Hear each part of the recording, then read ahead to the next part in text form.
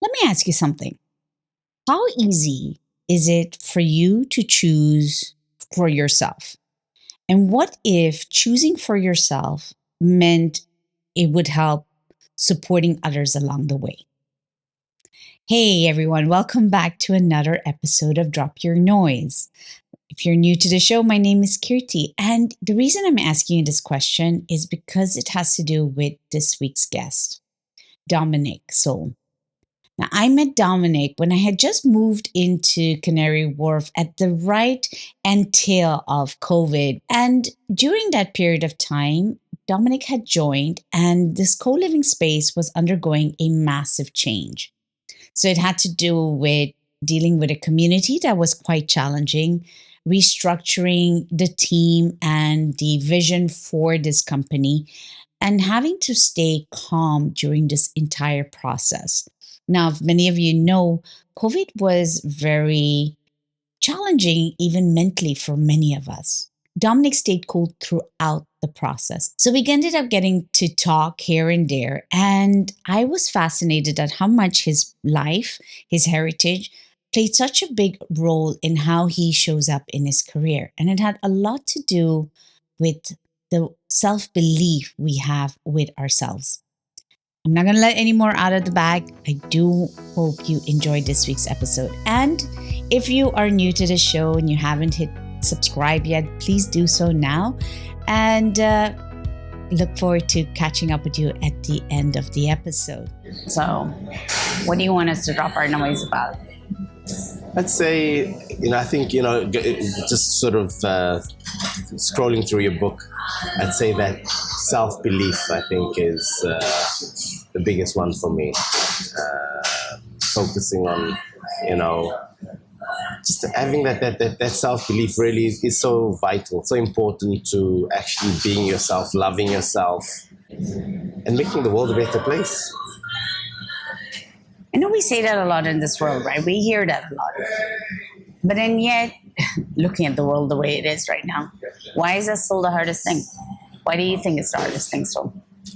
Unfortunately, it is the hardest thing because there's so much content out there making you feel like you shouldn't value yourself, you shouldn't love yourself. There's so much images of picture perfect, body beautiful people, and sometimes without even thinking about it, people body shame because it's subconscious. It's become so natural almost. Yeah, but so take me back to your self-belief then. Yeah. If it's so important, or you say it's so important, did you struggle with the self-belief for yourself? I did. And for me, that stems from a very young age. I had a very sort of disjointed childhood, I would say. Before my 13th birthday, we'd moved home at least half a dozen times, if not more. I was one of 5 siblings. And my eldest brother, so I'm the second eldest. My eldest brother is actually my half brother, so different father. And on my dad's side of the family, he was never sort of completely accepted in the family. So my mom always felt she needed to be slightly more protective of my brother. My 3 younger siblings are all girls, and they were all daddy's girls. So I almost had that middle child syndrome, because my brother was my mother's child and my father had his 3 girls. I sort of felt left out. And it actually, I think it was my 12th or 13th birthday, but it was actually around my 13th birthday. I'll never forget, I was just so angry with the world because I didn't have a feeling of self-worth. And I stood in the middle of a field, and there were a couple of expletives, but basically I shouted in the top of my voice that, screw the world, I'm Dominic Sauls, and I love me. This was at that age? At that age, yes. Okay, but not many people know this. You're from South Africa. Yeah. Was that before apartheid when you did this? That was literally at the end of apartheid. It was the end of that? Yeah. Was there still a lot of that struggle? Did that also play a part on the self-belief? It did. It did. Being told that you are inferior to a white person, not being accepted by the black community because, again, the whole thing with apartheid was creating that segregation. So whites were superior. Colored people lost the vote a couple of years after the black people lost the vote. So black people distrusted colored people. There was clear separation between all three sort of major races in South Africa. And going to primary school, again, my mother always tried to ensure that we got the best of education. So I actually changed primary school twice, sorry. Third time lucky, I went to a Catholic school in Cape Town city centre itself, right opposite the government building, House of Parliament in Cape Town. I was one of, I think, 6 colored children in the school, predominantly white. There was some black children in there. So even there, I struggled fitting in because, again, I wasn't white, I wasn't black. It was difficult for me to fit into that school. Did you code switch? Did you change who you were? The code switching. Yeah. Being in South Africa at that period in time, did you ever have to change who you were just to fit in? I don't think it felt like I needed to change myself. Well, I did a little bit. To be honest, I did a little bit. I can remember clearly sort of, there were occasions where, again, trying to fit in with the white children, I used to make fun of the black kids, and trying to fit with the black kids, I used to make fun of the white kids. So it was always sort of trying to find my place. I think the good thing as well with being at a Catholic school, the teachers tried their best to sort of make us sort of more community-based sort of sense of feeling within the classroom rather than, white, black, colored. Did you ever feel the pressure that you were the other color? Oh yeah, 100%. My nickname in primary school was the area that I lived in, Balha, which was in the northern suburbs. It took considerable effort to get to school every single day. I used to wake up at 5 o'clock in the morning, have my breakfast, get dressed, brush my teeth, and then take literally an hour journey into Cape Town city centre. And then it was about a 2-mile walk to the train station. And we did this come rain or shine, walking to the station, hour trip into town. And then from there, it was 25 minutes, so about a mile and a half walk to school as well. So when you're talking about the self-belief, I'm going back, okay, so you have to fit in, you're constantly projecting, constantly reading the room almost, or constantly reading the situation. Yeah. How did you hold on to get that self-belief going? You said 13, you were frustrated, you said, okay, that's it, that's who I am. What made that shift? What was that one moment, if you don't mind me knowing? There was a lot happening at home at the time. My parents were separating, and again, in my family, especially my dad's family, they were very much. I would say they were almost immature in their way of parenting and being adults. In that, they asked the children, myself, my siblings, to choose sides. How do you mean choose sides? Well, very much you're either a Sauls or you're not a Sauls. So either I'm my father's son, or if I choose my mother, then I'm not a Sauls. So okay, hold on, backtrack here. You had to choose them between parents.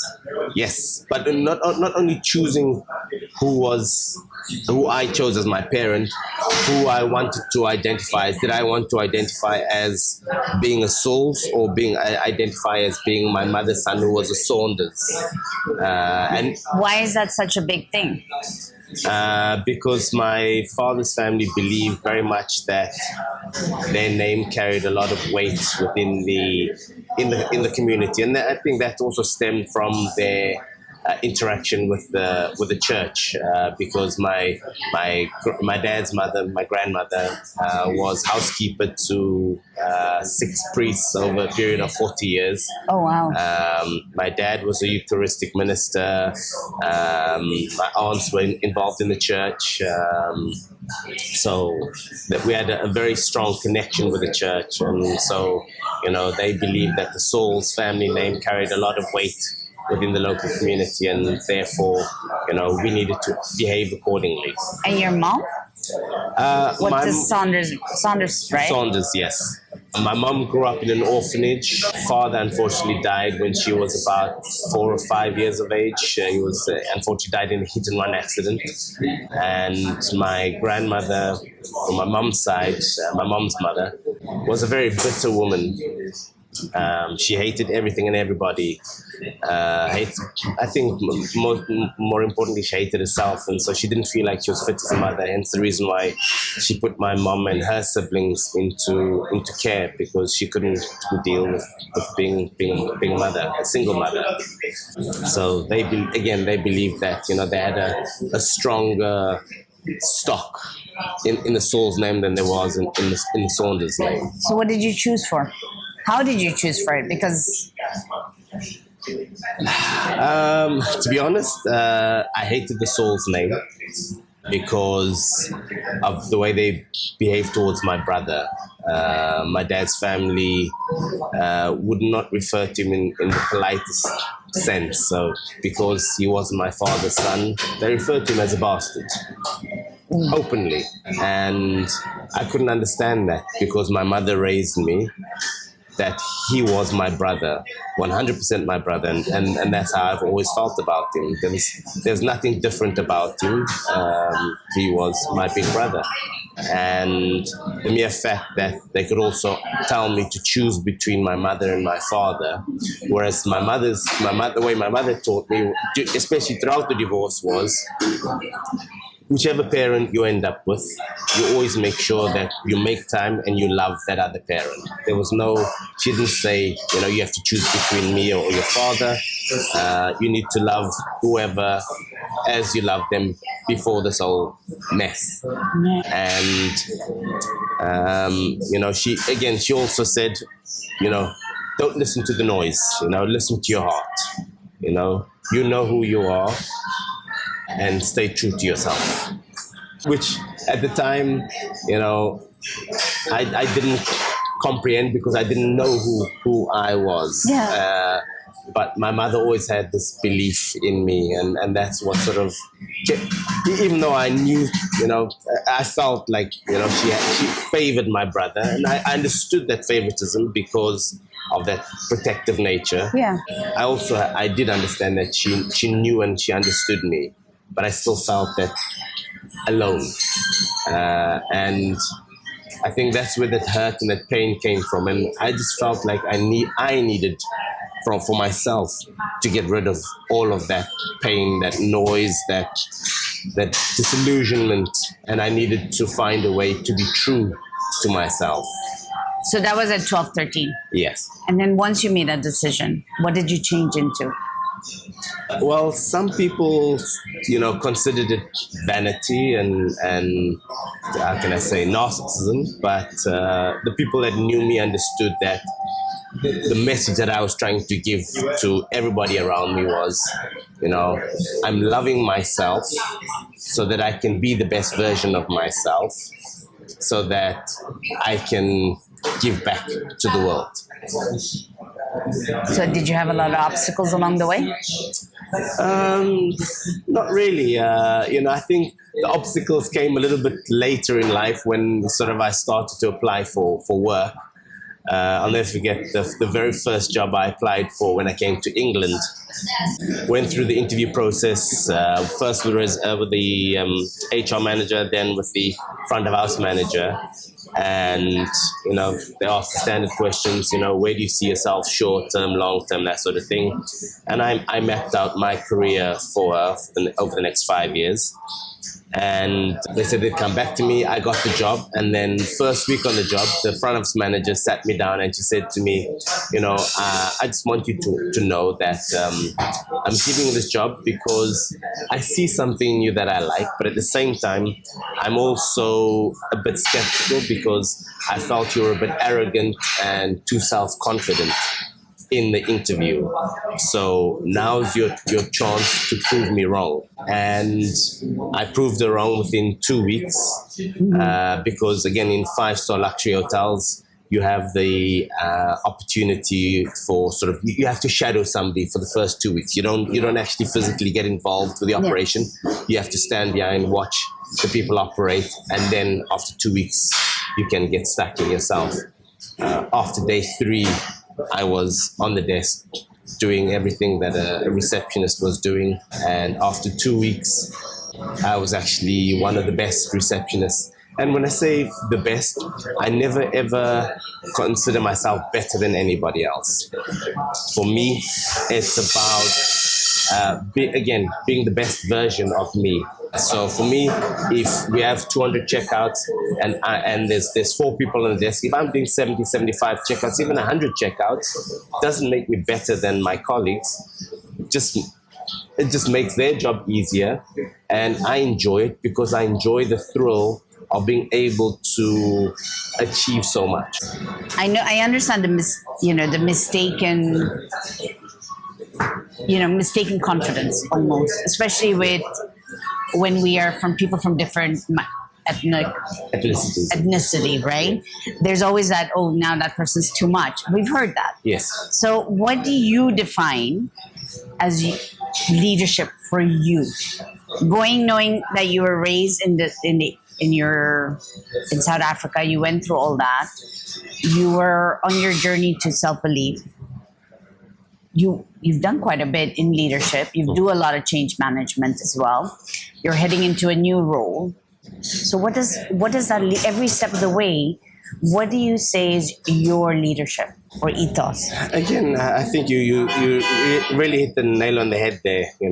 Growing up during apartheid, sort of having instilled in me a very sort of strong belief system and values, especially from my mother.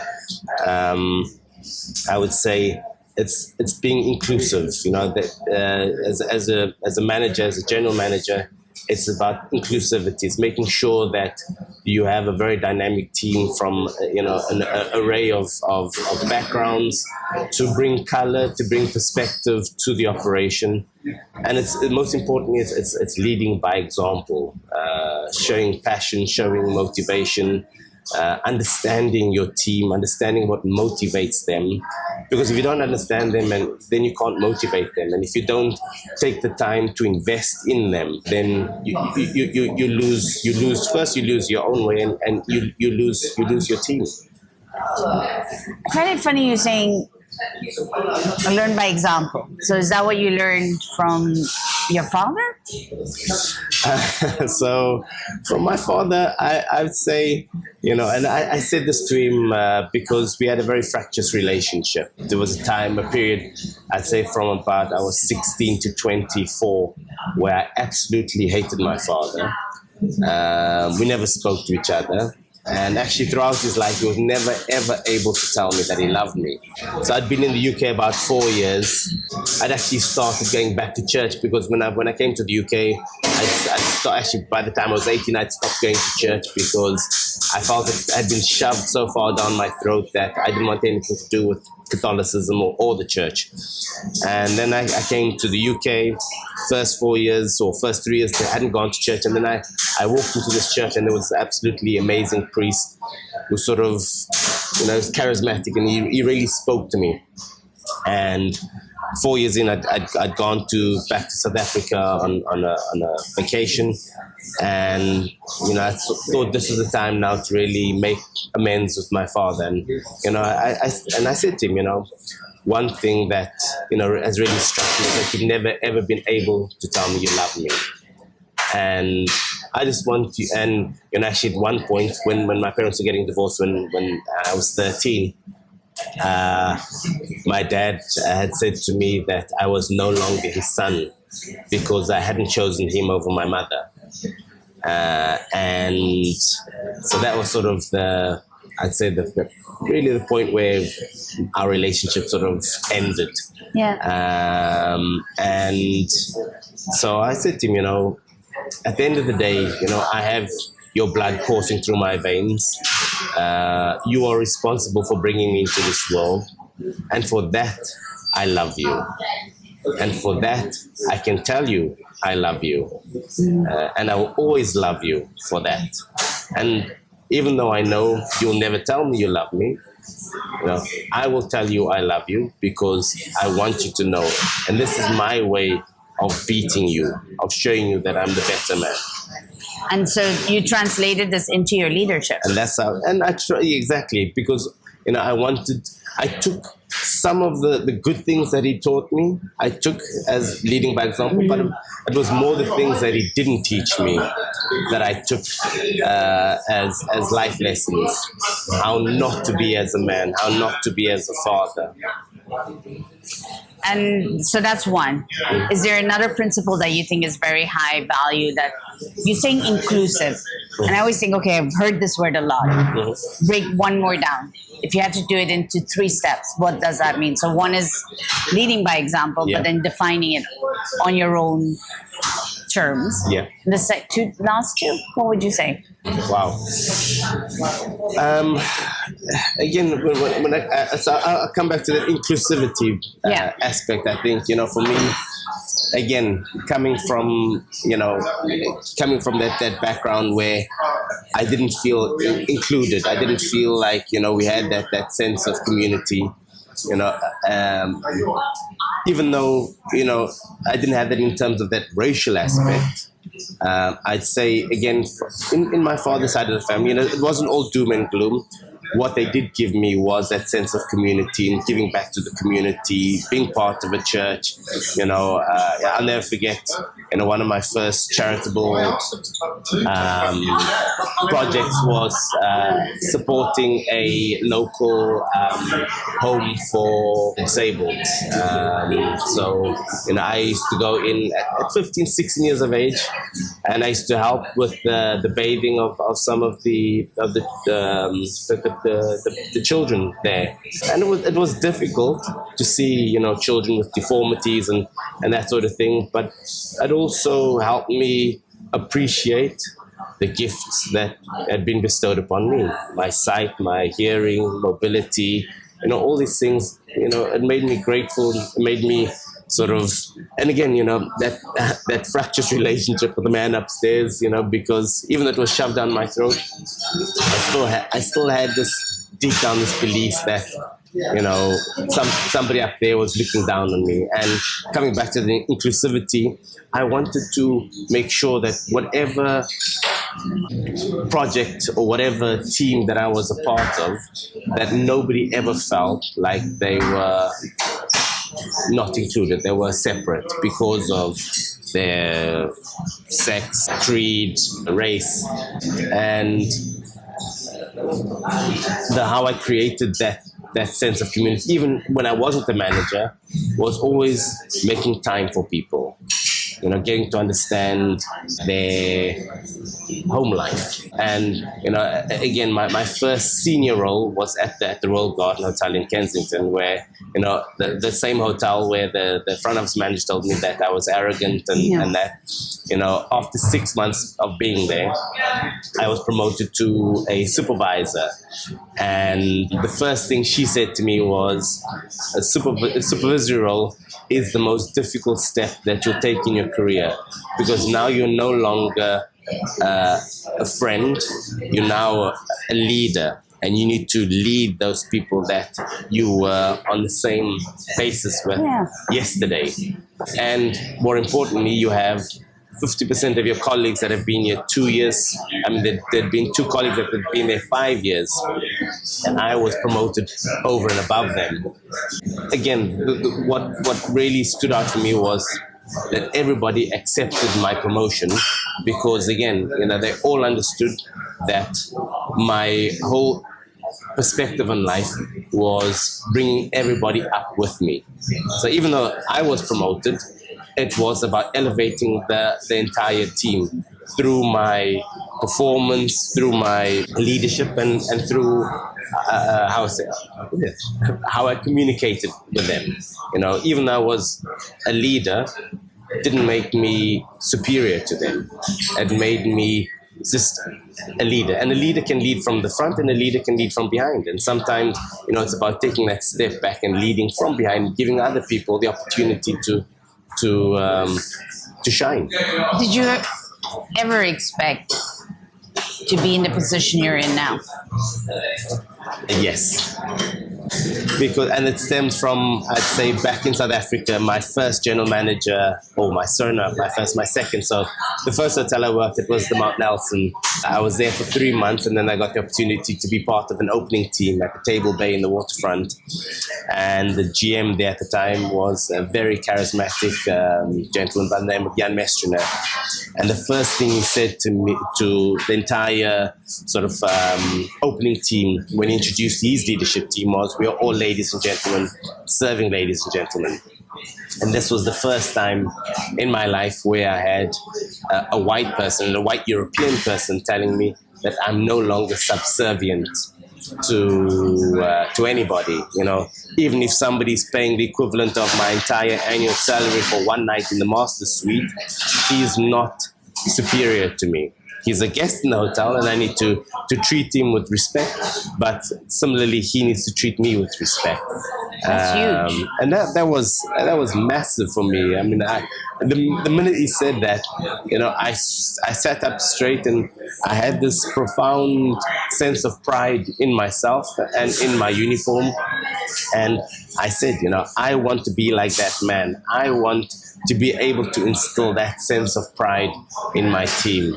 So that's probably the third part of your leadership values. Yes, it That's is. interesting. The community pride for oneself, and that certain self-belief. So there is where respect yourself, respect others is like a coin. Yes. That sounds like a coin. I never even saw that with myself in the book. If you had, for all that you know, looking back to everything you know, if there's one thing you wish people would know that could make all the difference in the world and the current times we're facing, what would you share with them? Wow. I would have to say, again, I think you touched on the point early on. There's a lot of lack of self-belief, a lack of self-love. And I think for me, that is the most important message that I would give to my younger self and to anybody. And I try to instill in my children as well. How can you do that without coming across as that narcissist? I think it's, I like to always back up what I say with an anecdote. Well, it's about coming back to sort of my childhood. It's about talking about how I grew up, and it's about, because of that lack of belief and lack of self-worth and lack of love for myself, that it held me back. And it's by accepting who you are, not accepting your environment, because your environment is the one thing that you can change, that you have the power to change. It's accepting who you are. And that will give you the power to change your environment and give you the drive to follow through on your goals and your dreams. I really like that. I'm actually going to end it on that one because I don't want to go any further than that one. That's important. I didn't see it as finding acceptance at such a young age by not leaning into the environment, because that's something you can change. I think that's quite powerful. Hey, so what did you think of the episode? How did it make you think about your own self-belief? What I found so fascinating in my discussion with Dominic was that he said choosing for yourself, becoming that best version of yourself, is then how you can help and support others. Often we think about choosing for ourselves with some bit of limited lenses. But if we widen the scope and think about that we're improving ourselves for the benefit of others, what would that really mean? And how would we treat our self beliefs in the long run? For me, I think this is very crucial when I think about the whole burnout factor, but I wonder what you think about it. And if you wanted to know more about the book, Drop Your Noise, it's available on Amazon. And this was part of one of the slogans that we started off talking, which was respect yourself, respect others. This is the one that inspired him. And if you want to be inspired more, do check out the book. And I'm looking forward to sharing the next episode with you. Let me know what were your thoughts around this week's conversation. Leave it in the comments. Have a good one. Till the next one. Take care.